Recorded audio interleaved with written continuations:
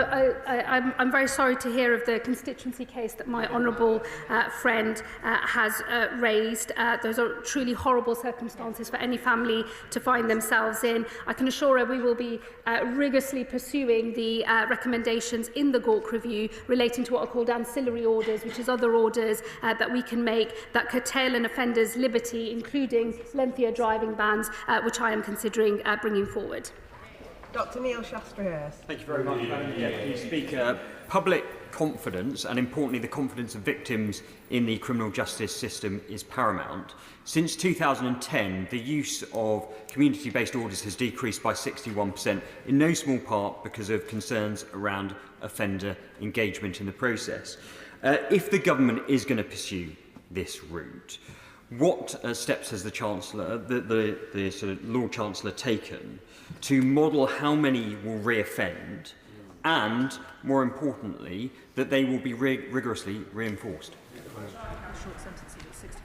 I thank him for his question. It's why I've announced measures already today to toughen up community punishment, and we will be going further in some areas than even the review recommends. I absolutely agree with him that community punishment has to maintain the confidence of the public. I, like all other members, am a constituency member of Parliament, and I want my own constituents to be able to see community punishment as real punishment, so it's on us to make sure that it is worthy of that name, and that is why I'm considering going further on unpaid work and working with businesses to see if salaries could be paid into a victims fund, and that might be one model. I want to see offenders out filling up potholes, cleaning our streets, and I'll be working with local authorities to make sure we go as far as we can. But I assure him that community punishment, this government is committed to toughening it up and making sure that it maintains the confidence of the public.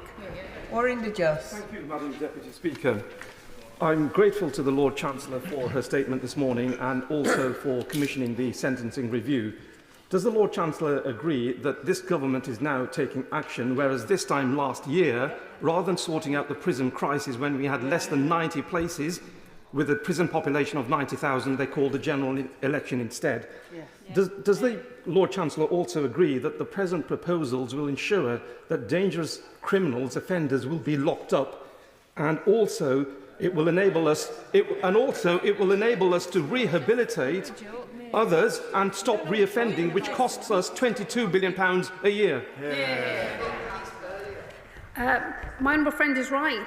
This time last year, the party opposite had a chance to put the country first. Instead, they called an election and tried to put themselves first. They did a runner on the job, and it falls to us to clean up their mess, and this government will clean up their mess, and we will get our prison system onto a sustainable footing so that there is always a prison place, and there will be more prison places under this government. We'll make sure there's always a prison place for the most dangerous offenders, and it's why we're taking all of the other measures that we need to take to ensure we never run out of prison places again. Sir Desmond Swain. Respect for justice is diminished by the fiction of the judge announcing a sentence, and those in the know then doing a calculation on the back of a fag packet for the fraction that it actually represents. Hasn't this statement reinforced that system with bells on? Quite the opposite. Oh, I'm sorry to have to break it to the honourable gentleman, but he'll be horrified to discover he agrees with David Gork on this one. The independent reviewer has pointed out that transparency in the new system will be paramount to maintaining confidence in the justice system, and we will be making sure that we take those transparency measures forward. Charlotte Nichols. Thank you, Madam Deputy Speaker. With the National Police Chiefs Council having declared violence against women and girls as a national emergency, it is right that we explore radical methods to bring down the scale of offending in our communities. We know most sexual offending is not about sex at all, but about power. But for the subsection of convicts whose offending is sexual compulsion driven, for whom chemical castration could be an option, is there estimate data on how many future offences this could prevent, as by definition it's only for those who have already offended?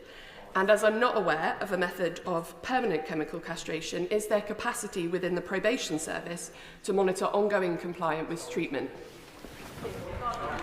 I thank my honourable friend for her questions. The studies that exist show a 60% reduction in offending. She's right to say that for this subset of offenders, for some the offending relates to power, but for another subset of offenders, the combination of chemical suppressants and psychological interventions can, we believe, have a big and positive impact. For many years, there's a pilot that has been sort of trundling along and nobody has shown much interest in it, including any of my predecessors. Tory Justice Secretaries have just sort of let it carry on. I'm not willing to do that. I'm not squeamish about taking these further measures. It's why we're going to have a national rollout of this programme. I will make sure that is what happens. It's why I'm starting with expanding it to 2 further regions, including prisoners in 20 further prisons, so that we can build the evidence base and make sure that we are using every tool at our disposal that can cut reoffending. Sarah Olney. Thank you, Madam Deputy Speaker. And can I say how much I welcome the government's commitment to extending the pilot scheme, giving free sentencing transcripts from rape and serious sexual offences, which is something for which I have long campaigned. I'm sorry that the Victims Minister has just left, because I wanted to pay tribute to her for her particular work on this issue, which I know that she has worked hard for. But can I also pay tribute to the victims, the survivors and the campaigners, particularly my own constituent Juliana Talizzi, for their bravery and advocacy on this issue. I look forward to continuing to work with the Minister on this issue, but can I just ask the Lord Chancellor what measures will be taken to ensure that victims know about this scheme, that they understand their rights to request a transcript of the sentencing remarks, because I know that the pilot has shown how much this contributes to their recovery and their welfare after sentencing. Thank you. Well, let me pay tribute to the Honourable Lady and the work that she has done in this area. I will pass on her remarks to the Victims Minister, but let me also say a huge thank you to her constituents as well. It's very difficult to raise these issues and talk about them openly, and her constituent has shown real bravery in coming forward and explaining why this would have made a difference to her own recovery. I'm very pleased to extend the pilot scheme. We will learn the lessons about how the first pilot scheme worked in the first year, and if there are more things that we need to do on publicising what the scheme can do and its availability, we will do so. And she will know that I want to make further progress on using AI technology to be able to make transcripts more generally, more widely available. I do believe in a transparent justice system. I don't believe we're very far away from having tech that is accurate enough to be able to be a matter of court record, but we're not quite there yet. It is something we continue to work on. Lindsay Farnsworth. Deputy Speaker, in my 21 years as a Crown prosecutor, I prosecuted many cases, but I prosecuted far fewer individuals. This is because 80% of offenders are reoffenders. So I saw the same defendants time and time again. The current system does not work. Does the Minister agree with me that this new approach will reduce reoffending, cut crime and lead to fewer victims? I thank my honourable friend. She's absolutely right to remind the House that 80% of offenders in our country are reoffenders. It tells you that our system is broken. It tells you that our prisons are creating better criminals and not better citizens. And this is something that we absolutely have to turn around if we are going to protect victims and cut crime. Sir John Hayes. Thank you, Madam Deputy Speaker. The Lord Chancellor will know that for a very long time in this country, the prejudices of the establishment, poisoned by liberal thinking, have been at odds with the preoccupations of the vast majority of law-abiding people. Quite right. So will she acknowledge now that the principal purpose of prison is retributive? It is about punishment. It has other purposes too, but its principal purpose is that. And will she, in that spirit, confirm this? When will she bring forward this further legislation she promised on sentencing? And will she confirm now that, in what she said today, violent sexual offenders will be excluded from this early release? Well, let me say to the honourable gentleman, I mean, I have no truck with anyone else's prejudices, and they certainly do not decide what I do in office. Let me tell him, I believe in prison. And this government is going to build more prison places, and we will fill those prison places. And I believe in prison for the reasons of punishment, primarily. I agree with him on that. But that is also why I won't let this country run out of prison places, because I know what will happen if we run out of prison places. And I am not willing to put anyone in this country through the breakdown of law and order in our country. I'm not willing to take that risk. It means harder choices are in front of me and this House as we get ourselves out of this crisis. And I am making those choices today, and I will bring forward legislation at the earliest opportunity, working at pace, so the House can consider the proposals in full. I will tell him that extended determinate sentences, the most dangerous offenders, as judged by a judge in a court, will be excluded from these measures. And for all other offenders, release earlier will have to be earned in order to come out. And after that stage, there will be intensive supervision. It is the earned progression model. I'm sure we will debate it at length in the weeks and months ahead. Mike Tapp. Thank you, Madam Deputy Speaker. There is no place for foreign offenders who pose a serious risk to the public in our country. Already this government is returning more foreign national offenders than the Conservatives when they were in power. Does the Minister agree that the Tories are clearly all talk and no action? My honourable friend puts it very well, and he's absolutely right. We have made more progress on the deportation of foreign national offenders than the previous government. We will go further. We accept the review's recommendations on dropping the threshold for early removal from 50% to 30%, and for offenders who get less than 3 years in prison, we will work up with the Home Office proposals to move to immediate deportation. Caroline Gordon. Madam Deputy Speaker, the national average reoffending rate for people who've done a short-term sentence is 54%. After graduating from a prisoner rehabilitation programme in my constituency, the average reoffending rate is just 6%, and they are still in touch with every single graduate from their programme after operating for 10 years. Could the Minister confirm that in the spirit of trying to reduce the prison population, that rehabilitation programmes like this are absolutely crucial, and that investing in rehabilitation not only keeps people safe in the community because it reduces the reoffending rate, but it will help with the mission of freeing up prison places for the dangerous criminals who absolutely need to be there? She makes a good point. I pay tribute to the work that's going on in her constituency. As I've said before, Madam Deputy Speaker, 80% of offenders in this country are re-offenders. It tells you how broken our system is and how imperative it is that we sort that out. Clive Efford. Thank you, Madam Deputy Speaker. And I welcome my right honourable friend's statement that reoffending is costing us £22 billion a year, and 80% of offenders are reoffenders. So does my right honourable friend agree with me that we need to bring that figure down? So what can she say that she's intending to do to prevent people from reoffending at the rates that they are? Well, I thank my honourable friend for his intervention.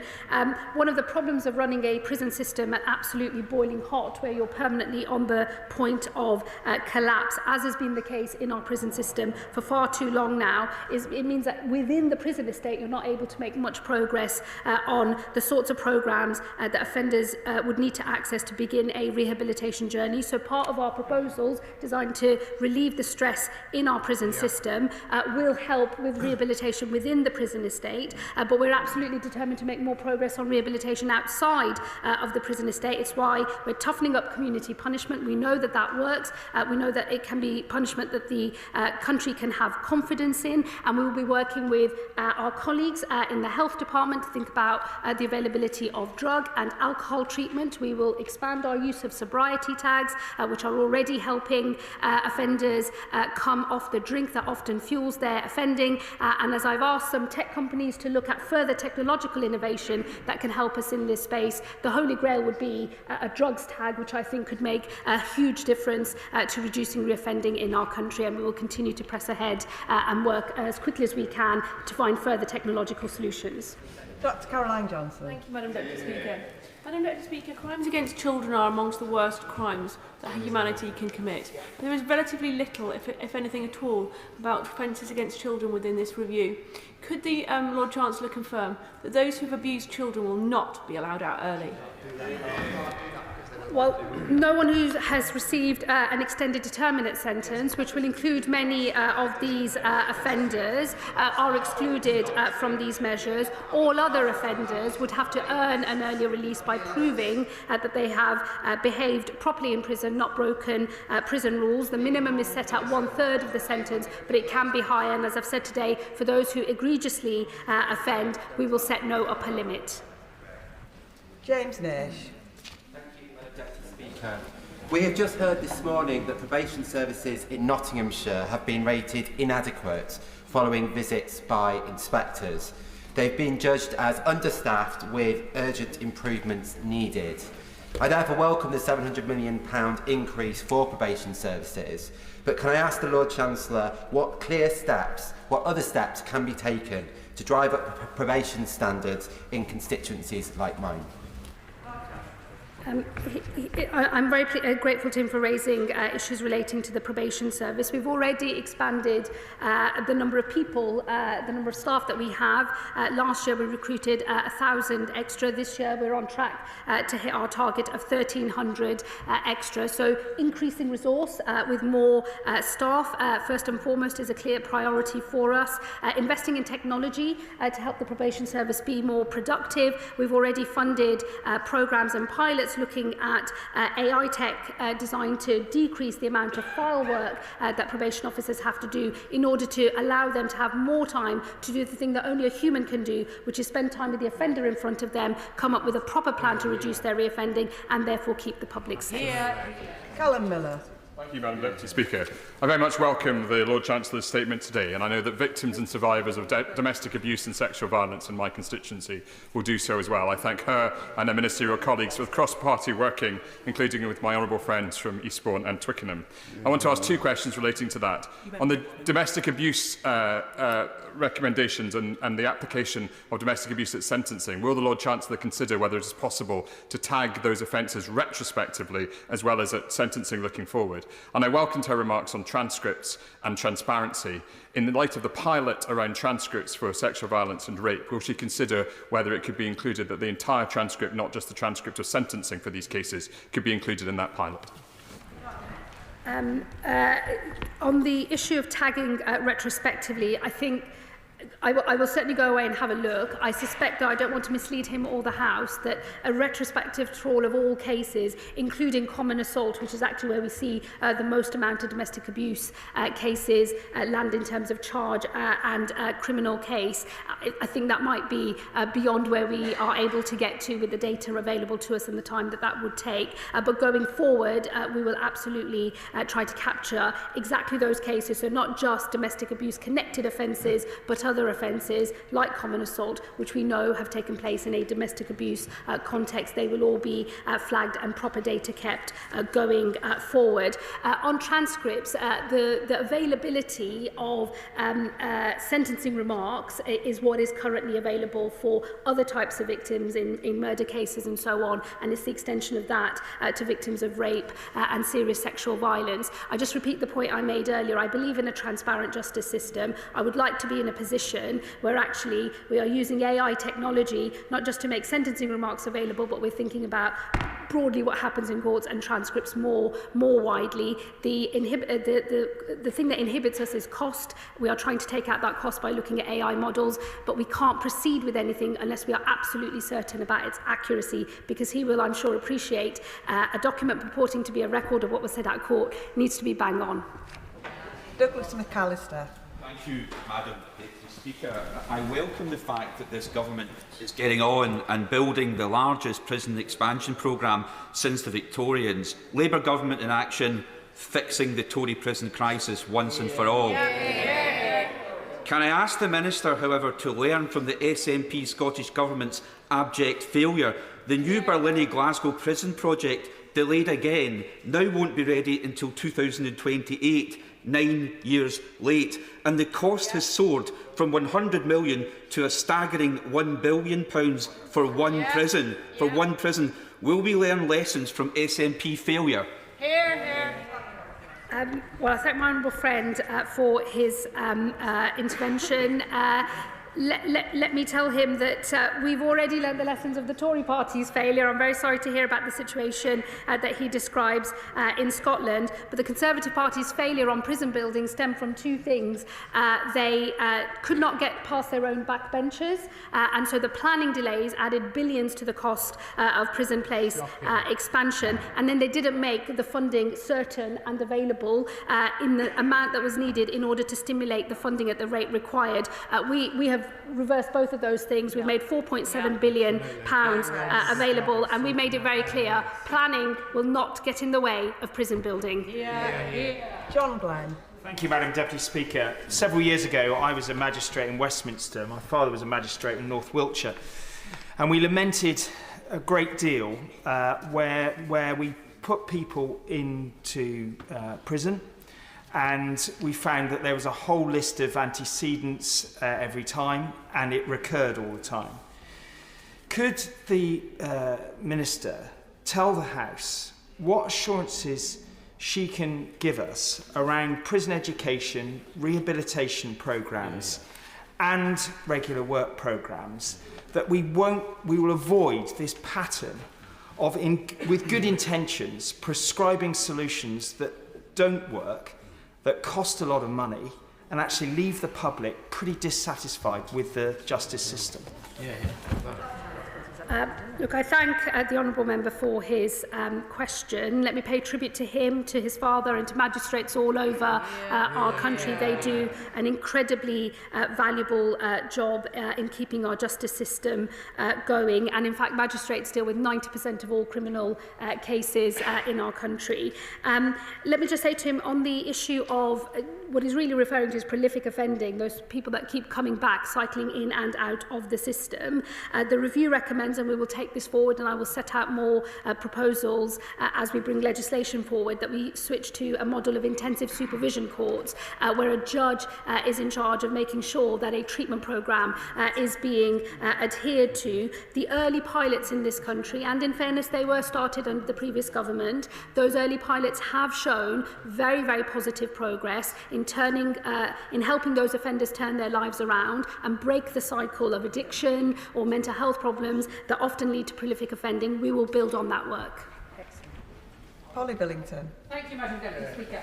What does the Minister make of the extraordinary admission by the former Lord Chancellor last year that the previous government chose not to take action on the prison crisis because you have to win votes?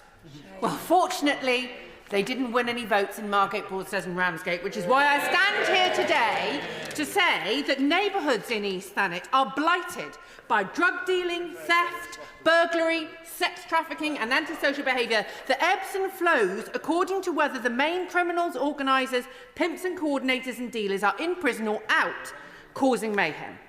Now, does she agree with me that it's the shortage of prison cells because of the party opposite and the lack of alternative punishments because of the party opposite that contributes to this and blights the lives of our communities?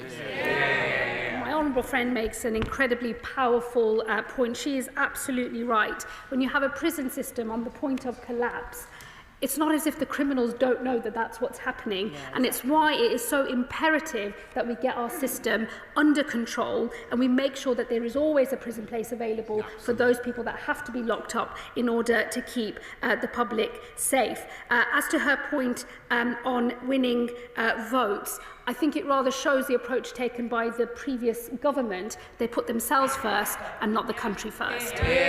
Miss Savile Roberts. On behalf of the Justice Union's Parliamentary Group, I welcome the Independence Review recognition of probation officers and join the National Association of Probation Officers' call for extra direct investment in staff now. Stable accommodation upon release is also key to reoffender rehabilitation. There are presently no approved premises for women in Wales. Women's centres struggle for funding. So how will she improve rehabilitation and life chances for Welsh women in the criminal justice system?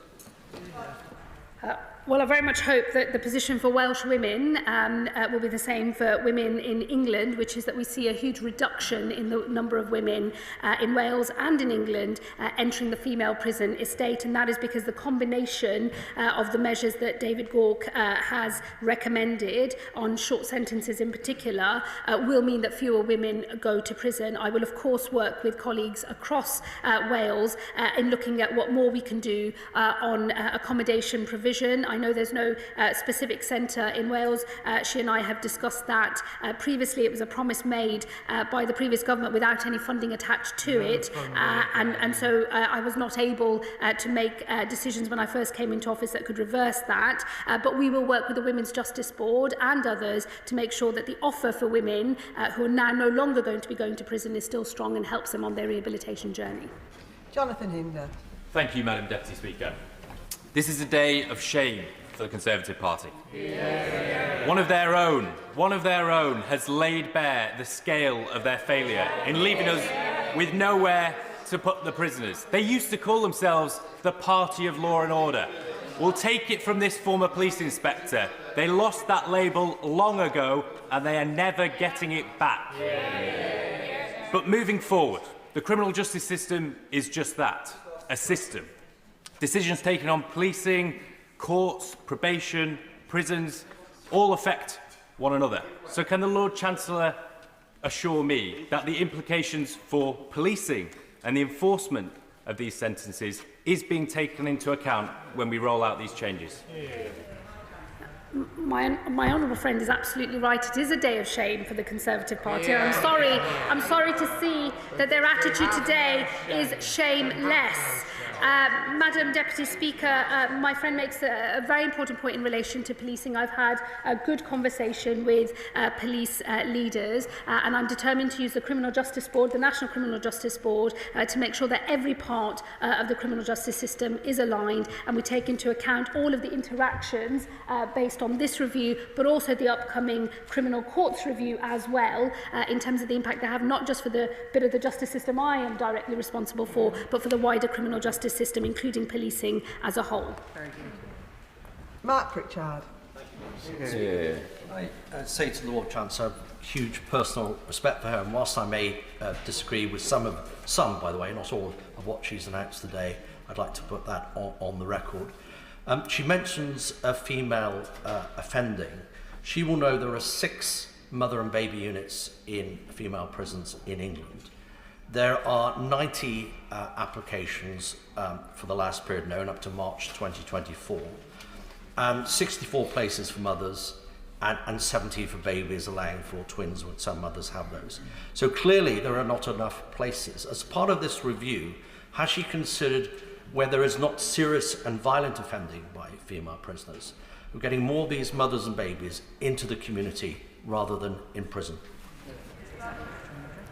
Well, let me thank him for his remarks of personal respect, and it is shared from across this House, and I thank him for that. I also thank him for the important issue that he raises.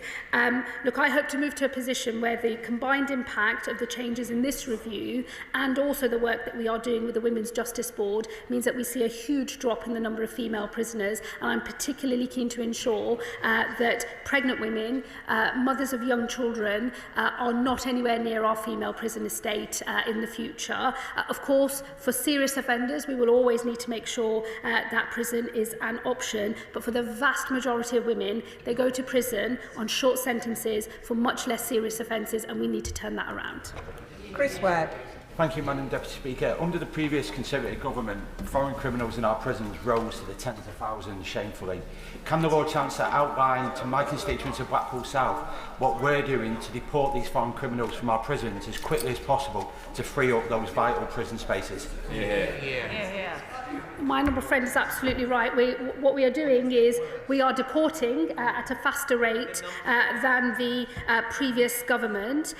We have accepted the review's recommendations to drop the threshold for early removal from this country from 50% of the custodial sentence to 30% of the custodial sentence, and we are going to work up urgently with the Home Office a plan for those who are sentenced to less than 3 years being deported as quickly as possible after sentencing itself. James Wilde. Thank you very much, Madam Deputy Speaker. In her statement, the Lord Chancellor said, under her earned progression plans, if offenders follow prison rules, they will win earlier release, and the review says that thousands of offenders will benefit from this.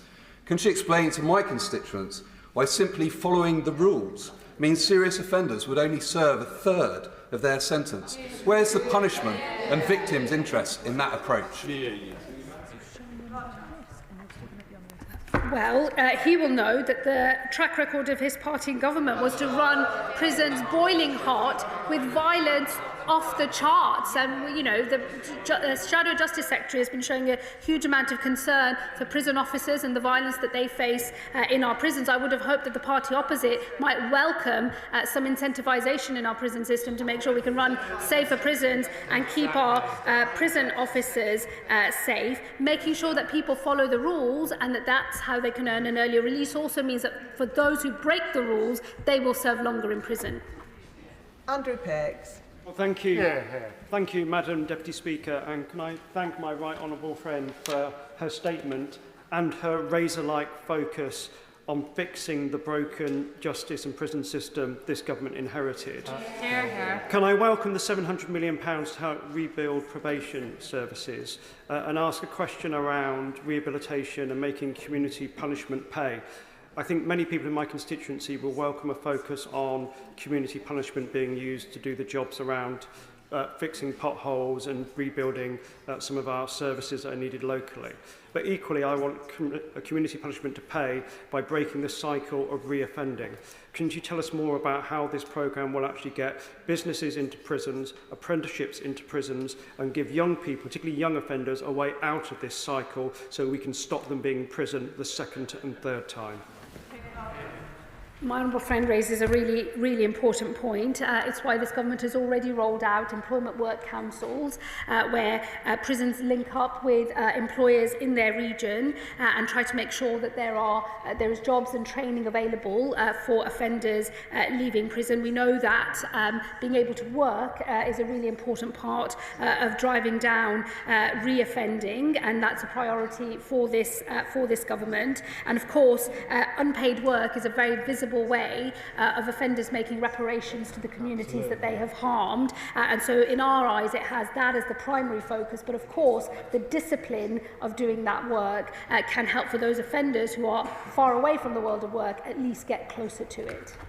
Jess Brown-Fuller. Thank you, Madam Deputy Speaker. The government's plans lay out an expectation that they'll be able to manage ex-offenders in the community under intensive supervision. A probation officer in my Chichester constituency recently told me she was told off by her bosses for spending too long with offenders when she was booking just 15-minute appointments. So can the Lord Chancellor tell me when the promised investment will actually reach frontline probation services, and can she guarantee it will be enough to ensure public safety and actually reduce reoffending? Well, let me reassure her this is a huge uplift in funding for probation. It's a £1.6 billion budget as it stands, and it increases by up to £700 million by the end of the spending review period. We have already invested in piloting AI and other technology designed to improve productivity. That is to say, where AI can complete much of the paperwork that a lot of probation officers spend far too much of their time on, often repeating the same information into different documents. That shows huge promise. We will roll that out at pace in order to give probation officers more time with the offenders in front of them, doing the thing that only a human can do, which is really get to grips with what is driving that offender's behaviour and to have a plan to tackle it, including the accessing of treatment programmes and other things in the community. So we are determined to make sure that the probation service can rise to the scale of this challenge as well. It's why the funding will help, and it's why our investment in the technology will also help. We do have a number of members still to try and get in. If people could remember to keep their questions and their answers short. Jonathan Brash. Thank you, Madam Deputy Speaker. Location and curfew restrictions using electronic tagging to stop hyper-prolific offenders from going anywhere near a place that they could reoffend, a requirement to engage in mental health, drug and alcohol treatment, including the use of sobriety tags to address the cause of criminality, putting offenders back to work, cleaning up the communities they've harmed, chemical castration for sex offenders, the speeding up of foreign deportations, and the largest prison expansion ever. Will the Minister agree with me that this is about putting victims and the public first? My honourable friend is absolutely right. This government is determined to clean up the mess left by the last Conservative government, to put victims first, to cut crime and make our communities safer. John Cooper. Thank you, Madam Deputy Speaker. Scotland, under the yoke of the SNP, already has a presumption against short sentences, and now the new Scottish Commission looking at sentencing and penal policy has been accused of being packed with activists determined to keep criminals out of jail. Why is the Lord Chancellor here following this lead and failing to put victims at the heart of the justice system? Well said, John. What absolute rubbish, I'm sorry to say. I'm not taking any lessons from him or the SNP. This is a programme for England and Wales that I'm directly responsible for, and we're going to make it work. Hear, hear. Go White. Thank you, Madam Deputy Speaker. When a previous government fails to take responsibility for the crisis they've caused, then they deserve a life sentence on the benches opposite. Yeah. I wish to take this opportunity to welcome the current construction of a new prison wing at Ranby Prison in my constituency. And it has been done by workshop-based Lane O'Rourke, who are specialists in modern methods of construction. And they are very much involved in many other construction projects across the country. If the Minister is seeking more sites for new prisons, could I propose Crown Road land across the road from HMP Ranby, and we very much welcome a new prison there. I shall take her early bid for further building in her constituency under advisement immediately. Blake Stevenson. Thank you, Madam Deputy Speaker. Under these proposals, foreign criminals will be deported after serving 30% of their sentence, and I appreciate that this is an improvement. The public want them to be deported right away. Does the Lord Chancellor? Look, I think that immediate deportation, which the review recommends in relation to sentences under 3 years, or immediate deportation meaning as quickly as possible, because you still have to detain people before you can get them on a plane and back to their own country of origin. That is something that we're going to work up proposals with the Home Office on. And then for more serious offenders over 3 years, we are going to bring that threshold down from 50 to 30%. Josh Fenton-Glynn. Thank you, Madam Deputy Speaker. I thank the right honourable member for her statement today. It's a sensible response to the over-incarceration and prison places crisis.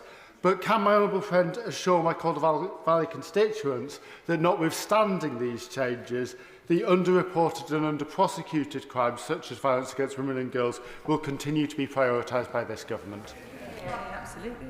This government is going to make sure that we are running a prison system that is sustainable and not on the point of collapse, so that we can make sure that dangerous offenders in this country are still being locked up, and we will make progress on our broader mission to halve the levels of violence against women and girls over 10 years.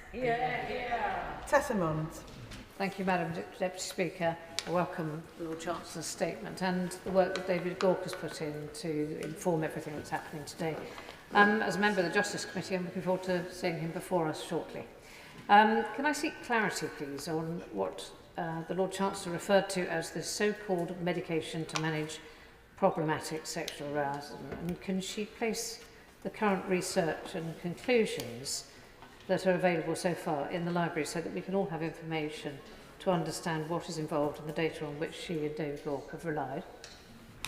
I'm very happy to make sure that the evidence is available. What I would say to her is that the very small-scale pilot that I inherited had been running for some time without anybody really paying a huge amount of attention to it. The evidence from other jurisdictions where this is being rolled out a bit more widely is stronger, but our rollout, and I want to get to a national rollout, will start with 2 extra regions, 20 more prisons, and we will build the evidence base. We want things that work, but I do believe that the combination of chemical suppressants with psychological interventions can help with a cohort of particularly difficult sex offenders.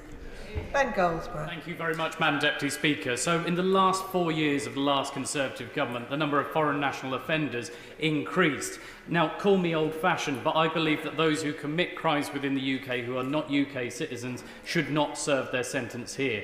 Now, today's report makes a good progress forward. I'd welcome my honourable friend to actually tackle this issue urgently, because it's what South Norfolk wants to see, and it will get capacity back to our prisons. My honourable friend is absolutely right. We're already deporting more foreign national offenders than the previous government. We are taking forward the measures from the Gork Review to speed up and get more foreign offenders out of our system and back into their countries of origin. Charlie Dewhurst. Thank you, Madam Deputy Speaker. Now, I wholeheartedly support my honourable friend, the member for Mid-Bedfordshire, on his call for the immediate deportation of foreign criminals. But what is the Lord Chancellor doing to ensure that the courts are not holding up these deportations, and that once deported, these criminals are never allowed back on these shores?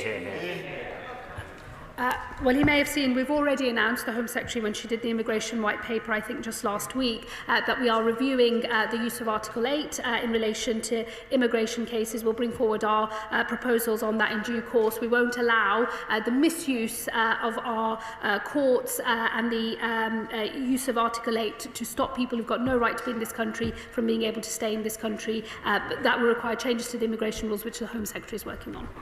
Justice Satter. Does the Lord Chancellor agree with me that the voluntary community sector can play a vital role in supporting offenders to rehabilitate and gain vital employment and housing, such as Pathways Care Farm and Access Community Trust in my constituency of Lowestoft, who helped to prevent this reoffending?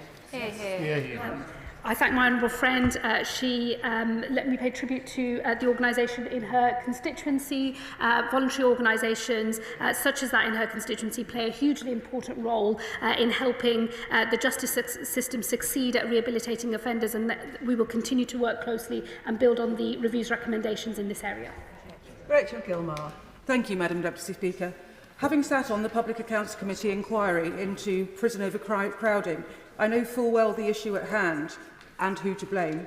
But can the Right Honourable Lady assure me and my constituents that by not jailing criminals, my constituents will not be placed in more danger, and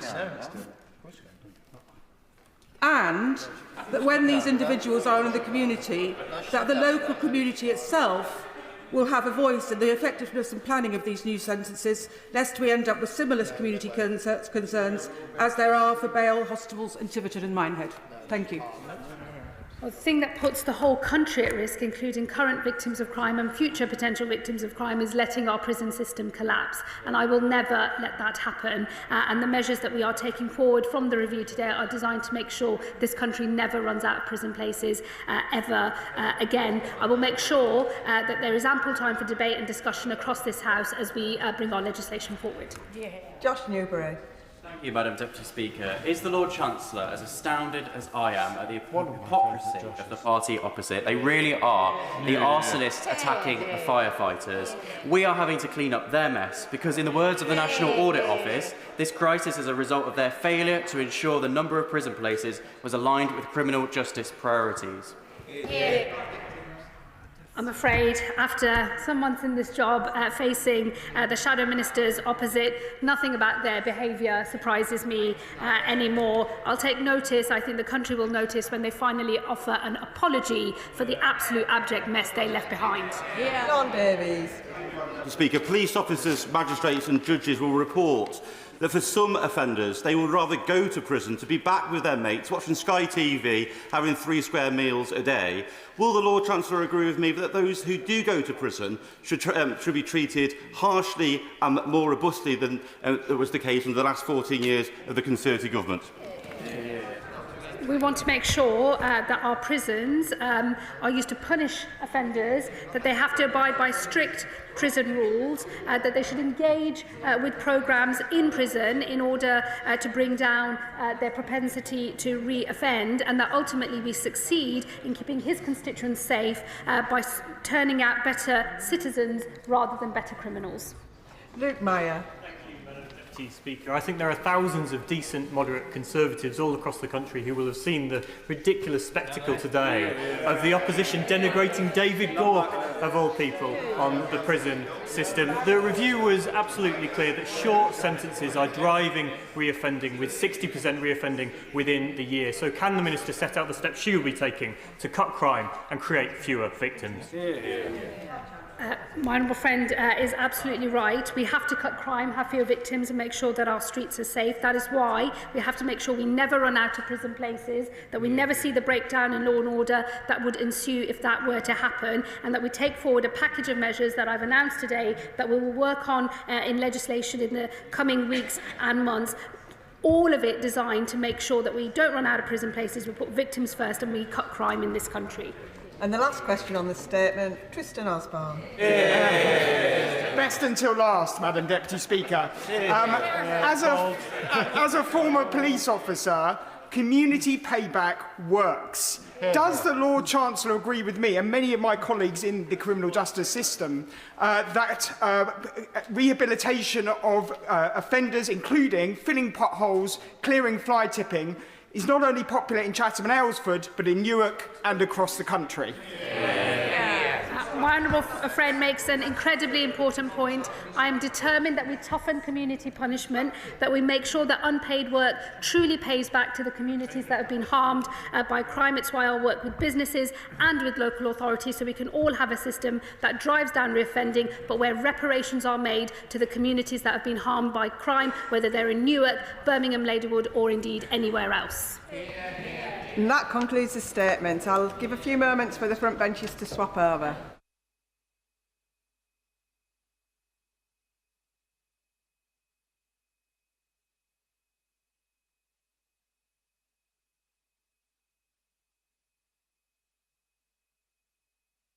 Business statement, Leader of the House.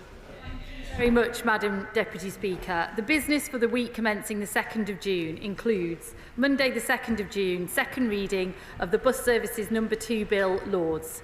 Tuesday the 3rd of June, consideration of Lords amendments to the Armed Forces Commissioner Bill, followed by, if necessary, consideration of a Lords message. Followed by general debate on dementia care. The subject for this debate was determined by the Backbench Business Committee in an unallotted time. Wednesday the 4th of June, remaining stages of the Product Regulation and Meteorology Bill, Lords. Thursday the 5th of June, debate on a motion on high street banking closures and banking hubs, followed by debate on a motion on safety regulations in the construction and planning of battery energy storage sites. The subjects for these debates were determined by the Backbench Business Committee. Friday the 6th of June, the House will not be sitting. The provisional business for the week commencing the 9th of June will include Monday the 9th of June, remaining stages of the Planning and Infrastructure Bill, Day 1, Tuesday the 10th of June, remaining stages of the Planning and Infrastructure Bill, Day 2. Shadow Minister Joy Morrissey. Thank you, Madam Deputy Speaker. And it is an honour to be responding again to business questions as we march on to recess.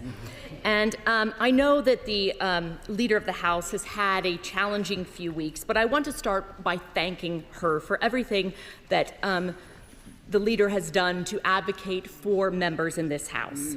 But first, I want to point out that this morning we learned the government has been prevented from signing their Chagos surrender deal by the High Court.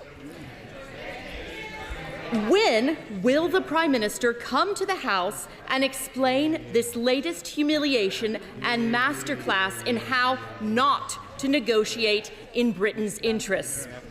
Now, I know that members opposite and members across this House have often said things that we regret in the chamber and elsewhere. And I know that the Right Honourable Lady has said she regrets her words on rape gangs. But it is for the victims of those rape gangs to decide whether those regrets are enough.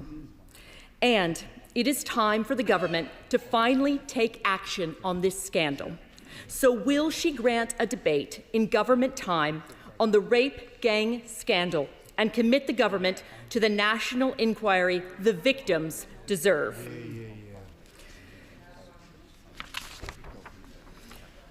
Now, I spoke last time in business questions and asked the Leader of the House to ask the Chancellor to U-turn on her disastrous economic policies. Since then, things have got even worse. This week, inflation, that they inherited at 2% from the last government has surged to 3.5%. Today, public sector net borrowing hit £20.2 billion, the fourth highest figure for the month since records began.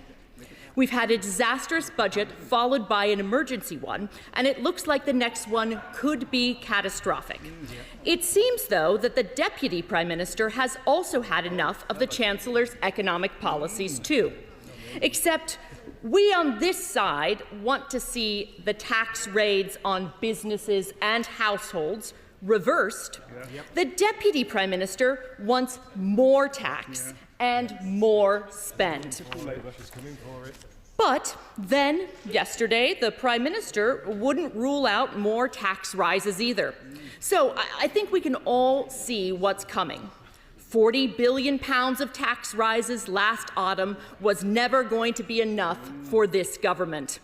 A government that is tough with the vulnerable, but weak with the unions.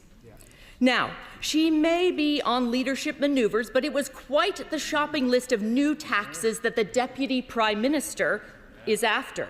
Although, curiously, further taxes on second homes wasn't included. It is now the people who save hard for their retirement and build businesses that are next in the firing line for the tax raid obsession of this Labour government. So, to pensioners, farmers, and business owners, we can now add savers to the list of people that this government seemed determined to make poorer. So, will the Leader of the House grant a debate in government time on the government's economic plans so the Deputy Prime Minister can also come and set out her tax plans for the House? I'm very interested to see the tag team operation there. Or, if the Deputy Prime Minister is otherwise engaged, maybe we could turn our attention to yesterday's welcome U-turn from the Prime Minister. Now, I understand the Prime Minister has always been gifted with the most flexible of principles. But it was quite the slight yesterday to see him admit to promising a U-turn on punishing pensioners without any date for the U-turn or explanation of whether it would be all or just some pensioners. Crucially, we didn't hear an apology from him. So, will the Leader of the House grant a debate in government time on the winter fuel payment U-turn so the Chancellor or the PM can come to this House and apologize to pensioners and set out when she will give pensioners the certainty they can heat their homes next winter. Let me conclude by saying this. Yes, we are, thank you. We are watching the slow motion car crash with no economic plan but to tax and spend as fast as they can. It's not the gingerbread man, Madam Deputy Speaker, it's fast and tax as fast as they can, and that's what's happening here. And we are watching the chaos of a Chancellor and a Deputy Prime Minister falling all over themselves to see who can put up the most taxes. We are watching a Prime Minister who has to undo the decisions of his own government in the space of months, but can't bring himself to apologize. The government is already showing that it has failed to learn the lessons of all socialist governments, that eventually they run out of everyone else's money. This one seems determined to do so in record time. And the only losers, Madam Deputy Speaker, will be the British people. Thank you. Thank you very much, Madam Deputy Speaker. First of all, can I congratulate Tottenham Hotspur and Crystal Palace football clubs on both winning silverware for the first time in a long time. North and South London celebrate, well, both sides of Manchester commiserate, I'm afraid. But anyway, she asks me about something important. Can I just say that now that the injunction has been lifted, with the permission of Mr Speaker, we will do a statement, the Defence Secretary will do a statement later today, probably at the end of business, on the future of the Diego Garcia military base following those developments. And I know the whole House will want to send a very clear message, Madam Deputy Speaker, that we condemn the brutal murder of the Israeli embassy staff in Washington overnight. We stand firmly together against anti-Semitism. And today also marks the 8th anniversary of the Manchester Arena attack in my constituency. And I'm sure the thoughts of the whole House will be with the families of those affected. I also want to put on record my reflection of the determination of Figan Murray with her campaigning for Martin's Law. I'm really proud that it was this Labour government and our Prime Minister who kept that promise to Figan to introduce Martin's Law, which is now an Act of Parliament. Today also marks a year since the general election was called, Madam Deputy Speaker. In the rain, I think we all remember that. But let's be honest, the rain is still pouring on the Conservative Party. They don't seem to have learnt very much. They might have thought that from that day things couldn't get even worse, but they are doing, aren't they? But I do want to say to the Honourable Lady, I very much respect her and enjoy working with her on the Modernisation Committee and across the House, and I thank her for yet again stepping in at short notice to cover for the Shadow Leader, who I think is performing other parliamentary functions elsewhere. We're sure we'll see him back soon. She asks me about grooming gangs, and I just want to be absolutely clear that this government, myself included, we want the victims and the survivors to be at the absolute heart of everything that we do, and that their terrible experiences are acted on and that those responsible are brought to justice. And that's exactly what we are doing, and we will leave no stone unturned in bringing about justice for the victims. And what they want first and foremost is for action to be taken for all of those recommendations, those many recommendations of the previous National Inquiry to be implemented, and that's what we're doing. And also that Louise Casey's full audit of these matters will be brought to this House in very short order. She asks about a number of issues relating to the economy, but I do think, Madam Deputy Speaker, it's just worth us reminding ourselves what we inherited and what we have actually had to deal with since we came into office. We had to fix the gaping hole, and they don't want to talk about it, the gaping hole that their party left in the public finances. Pay deals on desks but unfunded. Billions of pounds on asylum hotels not accounted for. All the reserves gone in July of the financial year. New hospitals, nothing more than a work of fiction. And that's why we had to come in and fix the economy and get economic stability back into the economy.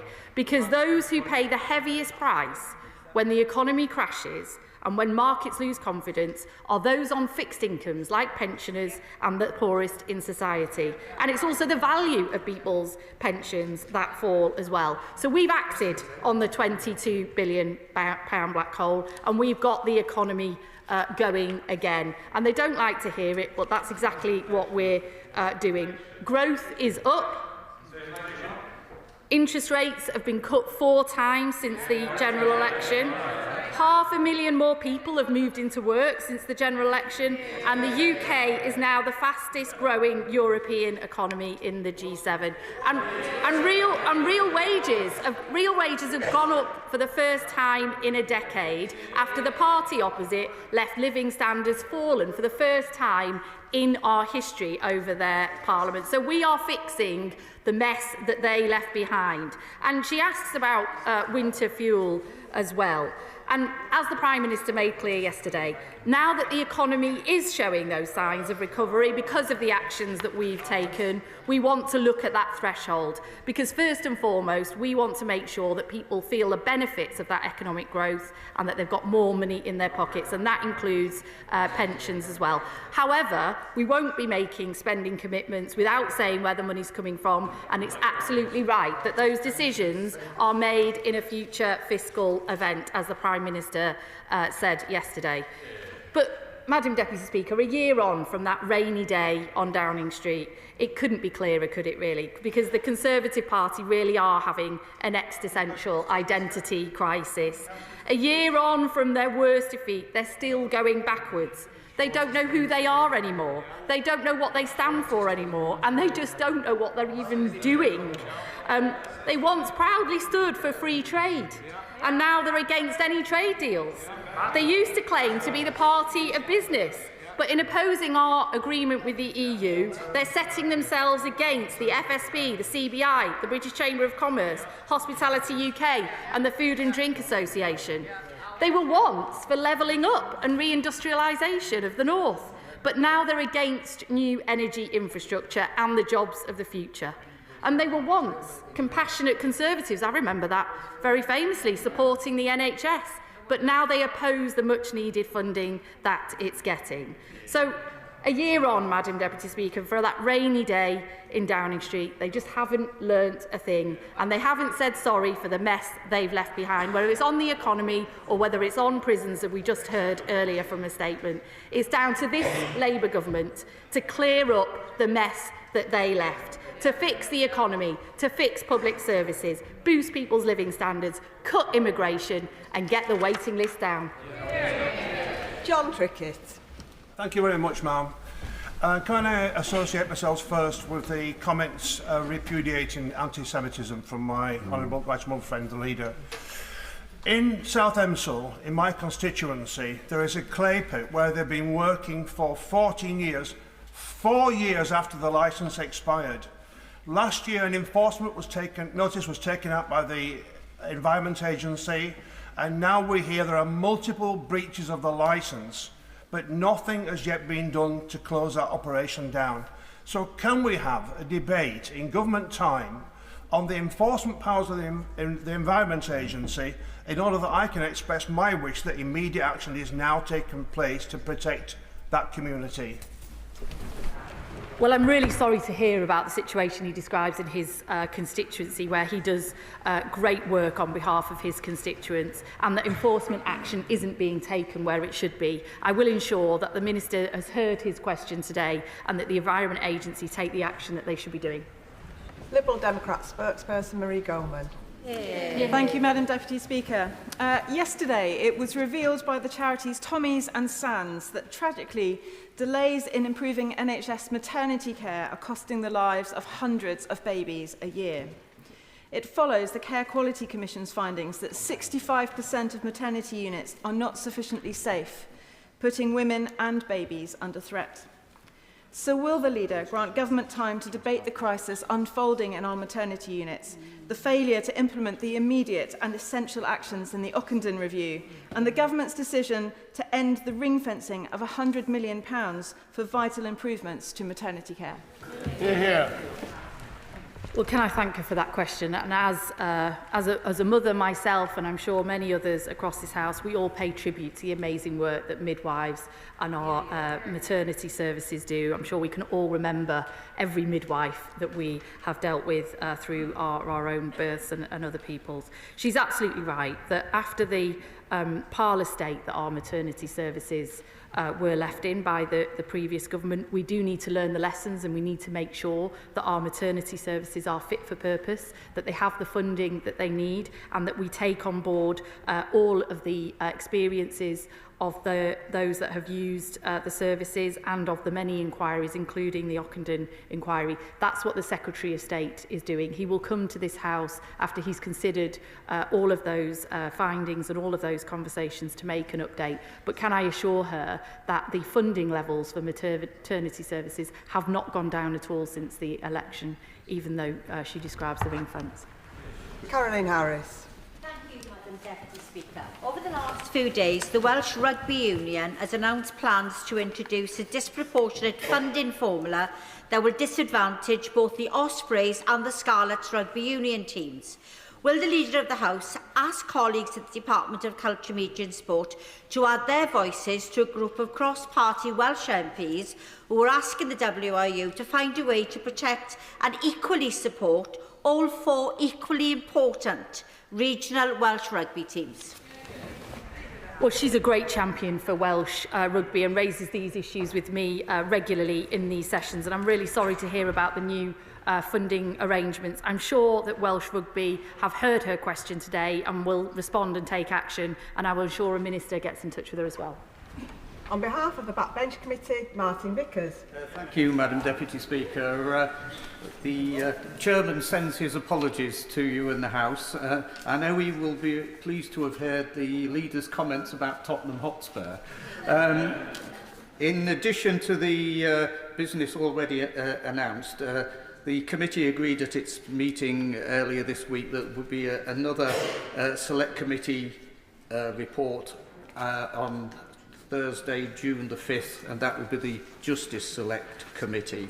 They also agreed debates in the Chamber on the 19th of June on incontinence and Windrush Day, and newly accepted debates for Westminster Hall for the 16th of June would be hydrogen-powered aviation, the role of carers, education in improving social mobility, and Down syndrome regression order. Could I also remind members that application forms for the main Estimates Day debate, which we anticipate in late June, are now available on the Backbench Business Committee website. And as regards general applications, we are swamped with applications, which is good news in one sense, but I would urge members to ensure that they get their applications in as quickly as possible, particularly if they're looking for a chamber debate, as we've got enough on the waiting list now to fill the chamber until November. Moving on, Madam Deputy Speaker, last week I was privileged to meet some teenagers from the Teenage Cancer Trust who were in Parliament following submitting a letter into the Department of Health and Social Care. They were remarkable young people who have clearly had an awful experience with cancer at an early age. So could I perhaps gently suggest to the Leader that she might like to allocate some government time for a debate on that subject? Thank you. Well, can I first of all thank the honourable gentleman for stepping in for the chair of the Backbench Business Committee, who I understand is still out celebrating in Bilbao and might eventually make his way back when he's finished celebrating, hopefully, and we'll look forward to seeing him after recess. And could I also pay tribute to the honourable gentleman for all his work that he does in business questions and elsewhere in raising the issues around British Steel and many of those issues in his own area of Scunthorpe. He raises a really important issue of teenage cancer, and I know that many of us have met those young people who are living with cancer and are getting treatment from cancer. I know the Secretary of State is particularly committed to these issues, and I'm sure he will be updating the House regularly. Clive Efford. Thank you, Madam Deputy Speaker. On Tuesday, those that are infected and affected by the contaminated blood scandal protested in Whitehall and handed in letters to number 10 Downing Street. They're angry that they've been excluded from overseeing the compensation process, and that the speed of the compensation process as a consequence of that is very slow. The government has promised a debate in government time on the contaminated blood scandal. Can I ask my right honourable friend, are we likely to get that debate this side of the summer recess? Well, can I thank him once again for raising these important matters, which he does consistently and regularly. He knows that the government is committed to and will pay comprehensive compensation to the infected and affected in the infected blood scandal, and we are working at pace to ensure that compensation is paid out. We are also committed to a debate. We had a statement last week, I think, or the week before, a couple of weeks ago, to this House, and I will ensure that a debate, as promised, is forthcoming. Oliver Dowden. Thank you, Madam Deputy Speaker. I've been working with residents of Meadowcroft Retirement Home in Bushey. They have suffered repeated failures by Anchor Homes, which has culminated this week in residents not being able to get an ambulance to that facility because of a faulty key box. Will the leader therefore find time for the House to debate the exploitation of vulnerable residents by companies like this? Well, I'm really sorry to hear of this shocking incident from Anchor Homes. They have a responsibility to ensure, as he knows, that care can get in, that ambulances can get in, and this is really shocking to hear. And it's important that we do make sure that our care homes are operating to the highest standards, that they have the best people working there, and that all the residents can be safe and cared for. And I'm sure this would make a very popular topic for a debate. Matt Weston. Thank you, Madam Deputy Speaker. Since the creation of the role of the National Security Advisor in 2010, every incumbent has come before the Joint Committee on National Security Strategy until this government. The Leader of the House will understand how accountability to this place is the cornerstone of our democracy. A failure for the NSA to meet with the committee would set a dangerous precedent for future governments to avoid parliamentary scrutiny. So will she use her position as a representative of this House in government to make sure that the NSA is held to account and appears before the committee? Well, can I thank him for raising this with me directly and here today, and with the Leader of the House of Lords as well.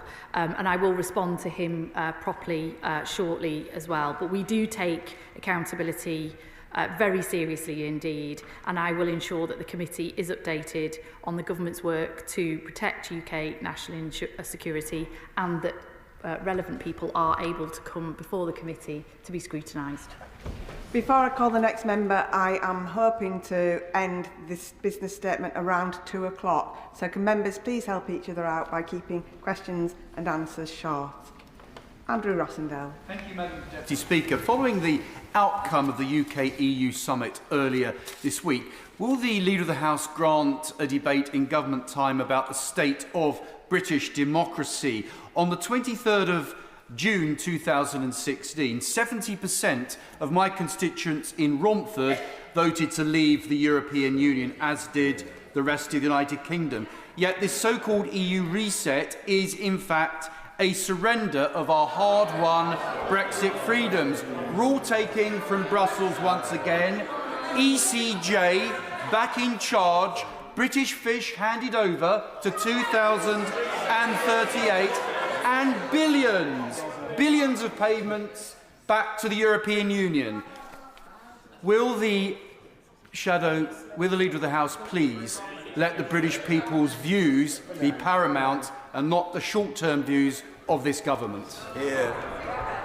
Well, I think what people voted for in the referendum was to leave the European Union, but to retain many benefits of trade and cooperation, which his government failed to negotiate in the aftermath of that referendum, and this government has brought about. And he can't have it both ways, because one of the promises that his government made was that leaving the EU meant we could do lots of other free trade deals with other countries. That's what this government has delivered. A trade deal with India, unique and unprecedented, and a trade deal with the US as well. So we can't have surrendered ourselves to the EU if we're getting those trade deals at the same time as securing the benefits. And he will know that in actual fact what has happened since we've left the EU is that we've had had to adopt all the standards and regulations from the EU in order to continue trading with them, but we've had absolutely no benefit from doing that. And now we've got those free trade benefits as well as doing that. So I'm sorry to say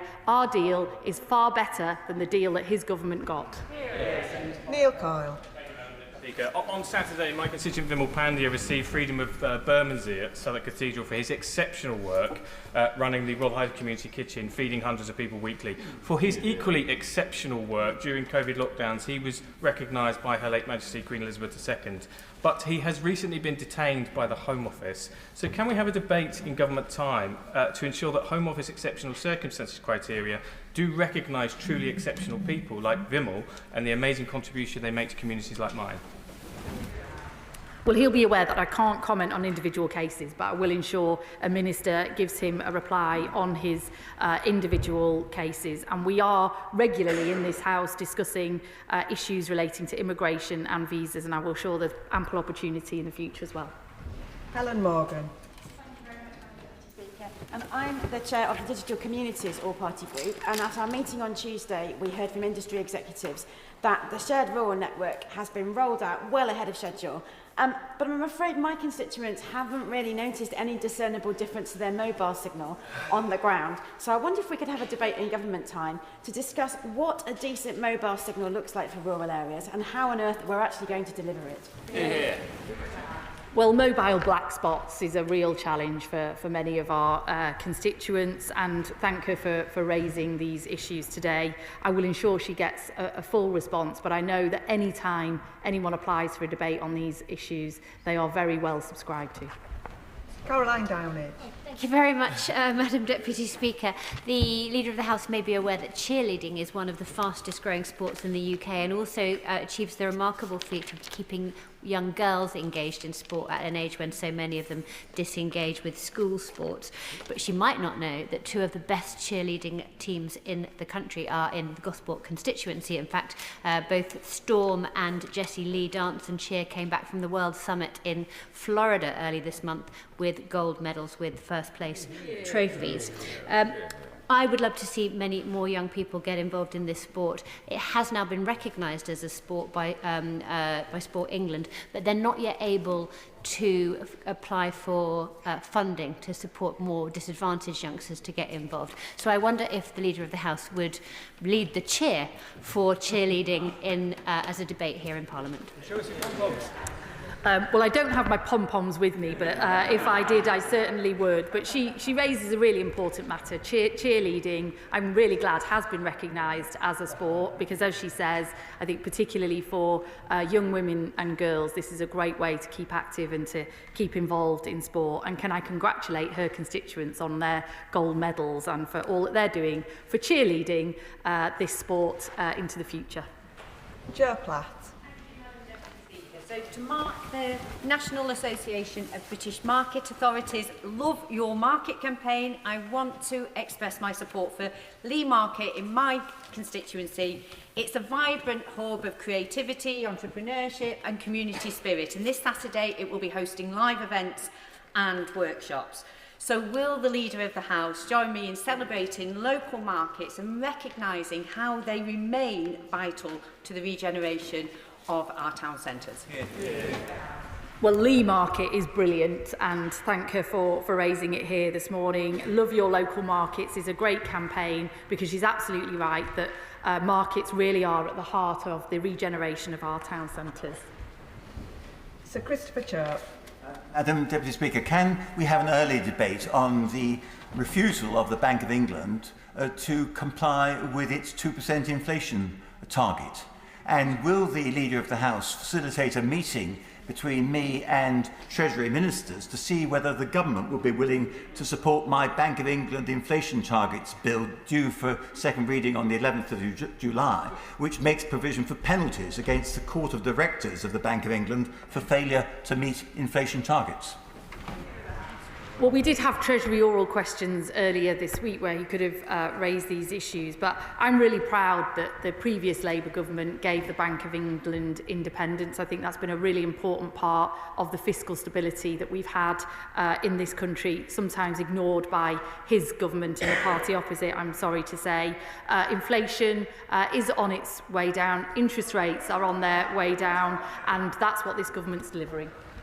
Paulette Hamilton.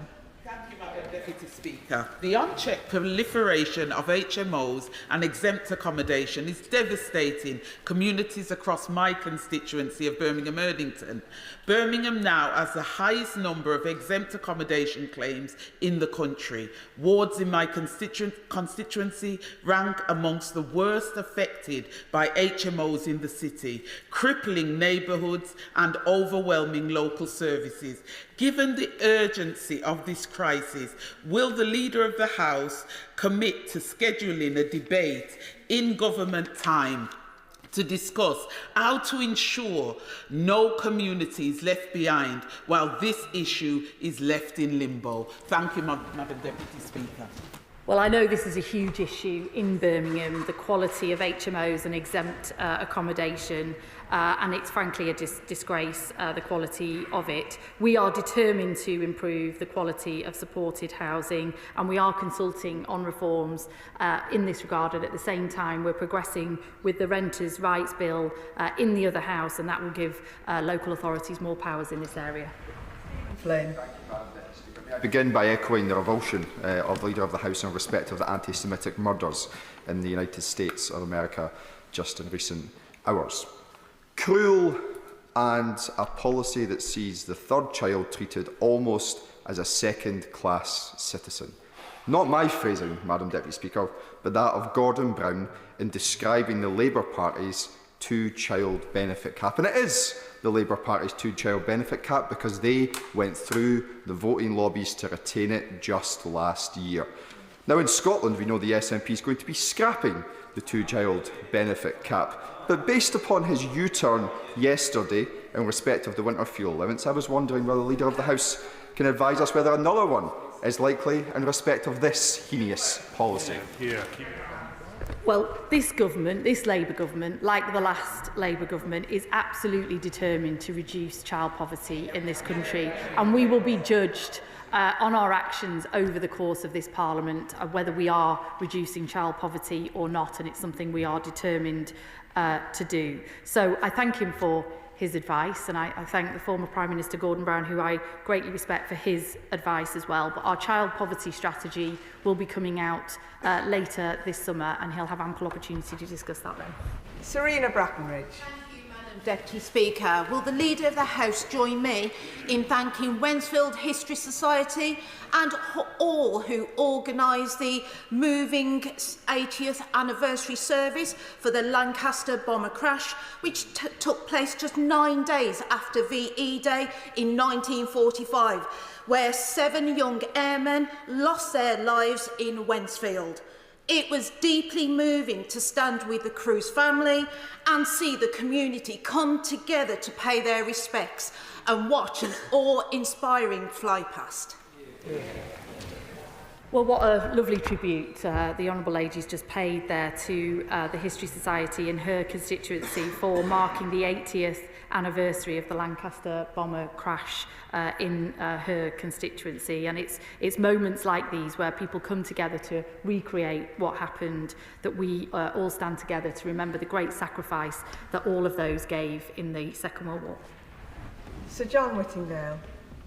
Can I ask the Leader on what basis the government is claiming that the Lord's amendment to the Data Bill engages financial privilege, given that it contains no spending commitments? Will the government engage with supporters of the amendment in the other place and with the creative industries in order to find a way forward rather than trying to use spurious procedural arguments? Well, can I assure him that we obviously are debating the Lord's amendments after this session shortly, and we'll have ample time to do that. It will go back to the Lords, and we'll continue to have those debates between the two houses on this important matter, which I know is of great importance to many members across this House. We are committed to trying to get the balance right between supporting our valued creative industries and the rights that they hold, and also supporting the future of the AI industry. And that's why we will be legislating in the future around some of these issues, and we've got the consultation running. But we do welcome the debate, and we will continue to have that debate with members across both houses. Ben Goldsborough. Thank you very much, Madam Deputy Speaker. The wonderful Wymondham train station in my constituency will be marking its 180th birthday in July, which is great news. But we can't roll out the cake just yet because it's not accessible to all. It's currently, the centre platform cannot be reached. So can I urge for a debate within government time on how we can get the Access for All funding supported for all the stations up and down the country that desperately need it? Well, can I thank him for raising this issue of access for all in his constituency in Norfolk. And it gets raised with me very, very regularly at these sessions. And I know that ministers will come to this House and update us shortly on the review of the access for all funding. But also, I would encourage him and others to apply for debate, because I think it would be very popular indeed. Dr. Andrew Murray. Thank you, Madam Deputy Speaker. One of the burning issues in my constituency is waste incinerators. When can we have a debate on the government's proposals for either placing a moratorium on these things like Scotland and Wales, or introducing a tax on incineration, a bit like the landfill tax, to encourage reduction of waste and reusing and recycling it, rather than consigning it to the great landfill in the sky? Well, absolutely. We are taking steps, and we have set out new rules around waste incinerators, and they will only receive planning approval if they meet new strict criteria, and they must demonstrate how they're going to move forward and be part of the circular economy and not part of landfill. But it does get raised with me a lot in these sessions. I know it's a matter of importance to this House, so I will ensure that he gets an update from ministers and that the rest of the House is kept updated. Melanie Ward. Thank you, Madam Deputy Speaker. Community ownership of assets can be incredibly valuable, and I'd like to congratulate the village of Ochtertool on their new community ownership of the Teal pub. Meanwhile, in North Queensferry, the community is working hard to take ownership of the Albert Hotel, but their efforts were blocked by SNP government ministers who rejected their application to exercise their right to buy. Will the Minister join me in urging the Scottish Government to give way to the Save the Albert campaign, reverse the decision, and let the residents of North Queensferry take this much-loved village asset into community ownership? And will she make government time for a debate on community ownership? Well, community ownership and community right to buy is a key part of this government's agenda to devolution. And I'm really sorry to hear that the Scottish Government has rejected the application for her constituent. That is something that I don't think should have happened. But we will be debating the importance of community right to buy in forthcoming legislation. Alison Bennett. Thank you, Madam Deputy Speaker. Val Upton is a pillar of the community in the village of Linfield in my constituency of Mid Sussex. Among the many hats she wears in her village is her involvement in the Royal British Legion. And when I saw Val a couple of weeks ago at the 30th celebration of the Eastern Road Nature Reserve, she asked me to find out whether there could be more notice given for celebrations and commemoration events for VJ Day than were provided for VE Day. So I asked the Leader of the House, is it possible to get more notice? Well, can I thank Val Upton for all the community work that she does in Mid-Sussex in her constituency. I hear her question. I will ask that question of ministers and make sure that she and Val get the reply they deserve. Emma Foodie. Thank you, Madam Deputy Speaker. The villages and towns across my Cramlington and Kilnworth constituency rely heavily on our bus services. And despite this, my big bus survey, which I've been running recently, shows that local people too often find buses to be unreliable, inaccessible, and they don't take them to the places they need them to go. Will the upcoming bus bill be an opportunity to debate how this government is putting communities back in the driving seat and how a system can work for all of our areas? Well, I'm really pleased to hear about the results from her big bus survey. She's absolutely right. People want affordable, reliable bus services that take them to places that they need to go. And that's why our buses bill will give local areas the powers to do that. I've seen what happens when local areas like mine in Manchester have those powers, and what they've done is increased massively the amount of people using those bus services and brought in extra funding from doing so. Dr. Luke Evans. Thank you, Madam Deputy Speaker. And last week I was lucky enough to have the second bill on Friday. Unfortunately, it was timed out, rightfully so, for the assisted dying side. Two of my constituents, Rue and Ada, have got in contact with me about it. It was about dog-on-dog attacks. Now, I must declare an interest. Rue and Ada are my whippets and they live with me, but they are concerned about dog-on-dog attacks, as are many people up and down in Leicestershire. So could the government find time to have a debate on dog-on-dog attacks and responsible dog ownership? Well, absolutely. I'm sorry that Rue and Ada, if they have ever been on a dog-on-dog attack, I'm sure that they are well in his ownership. But it's a really important matter. I'm sorry we didn't get to his private member's bill, but maybe there'll be further opportunity later this session to do so. But he raises a very important matter. Jonathan Brash. Thank you, Madam Deputy Speaker. Hartlepool's seaside community of Seaton Carew has earned a top quality award from environmental charity Keep Britain Tidy. The Seaside Award accolade is only given to English beaches that are safe, clean and meet the highest environmental standards. Excellent.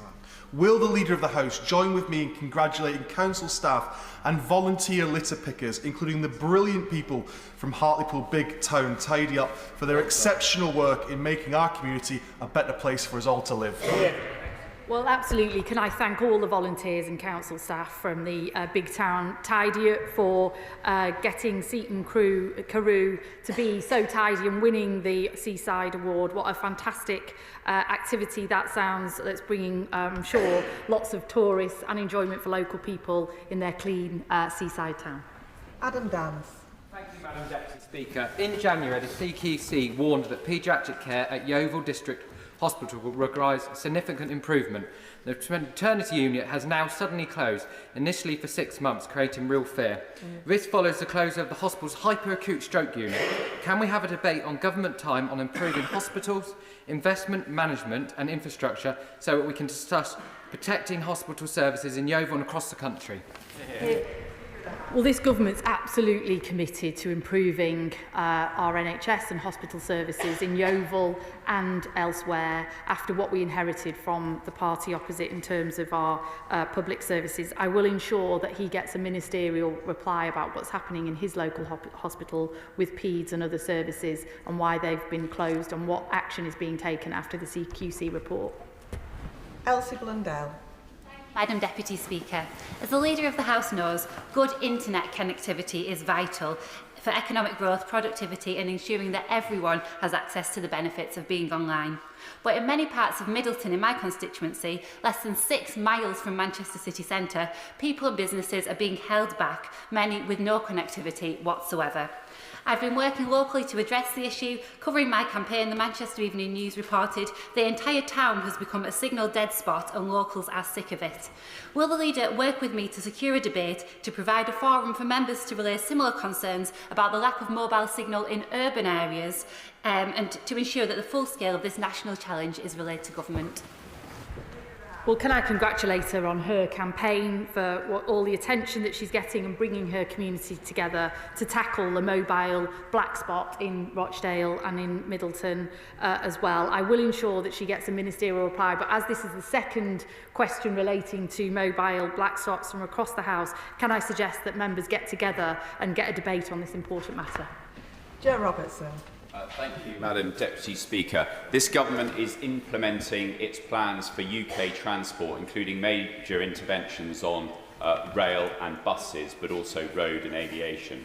So far, it has ignored the plight of UK island residents, including like mine on the Isle of Wight, where we pay up to £400 to take a car back and forth a 4-mile journey. Will the government do more, and will the Leader of the House do more by allowing a debate on government time in this House to discuss the cost of transport to and from UK islands?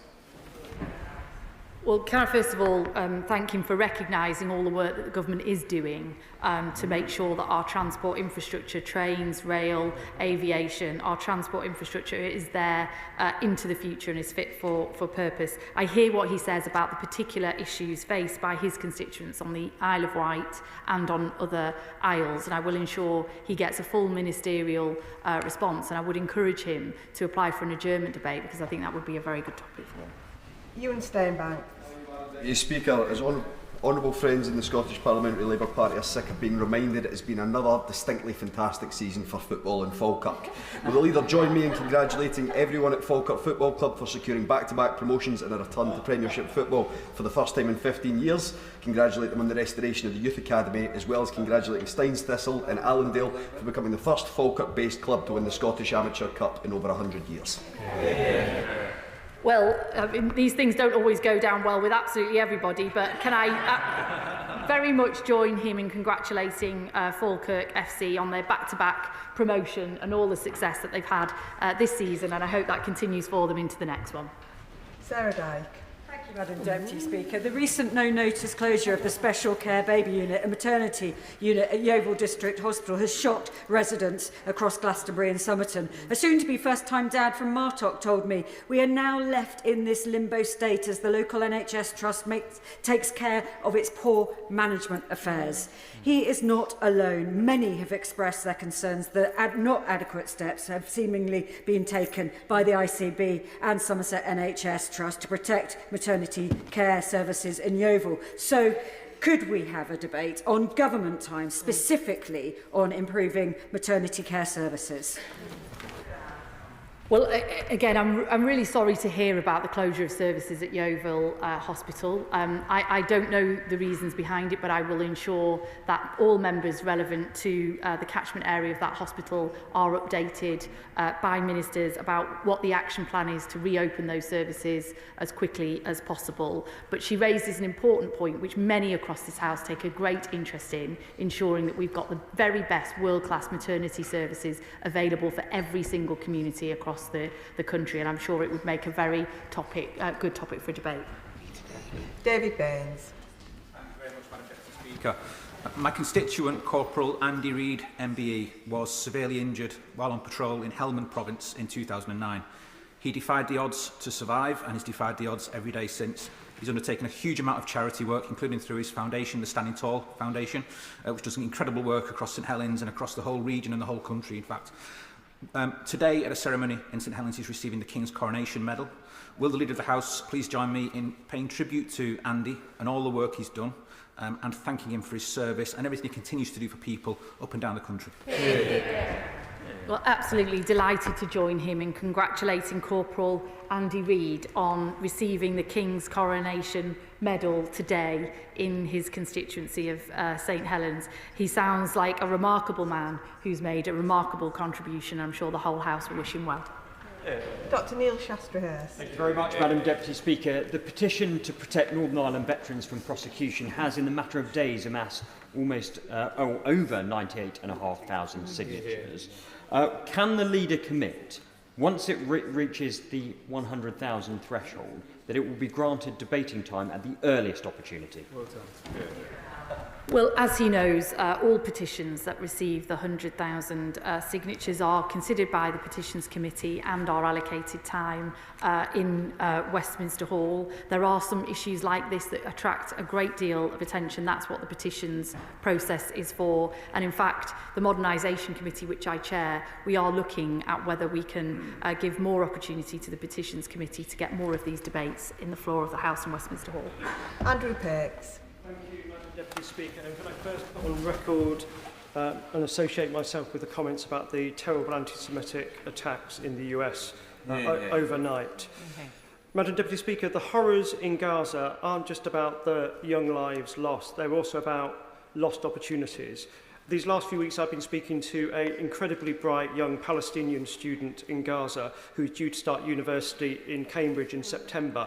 But she can't get a study visa because she's trapped in Gaza by the bombing and can't get to a visa centre. She's supported by myself, the university and the cooperative group, a great Manchester business that looks after its values well. Can I ask the leader if she'll help find time for a debate about how we solve challenges like this and how we support students in conflict zones get the best for their futures?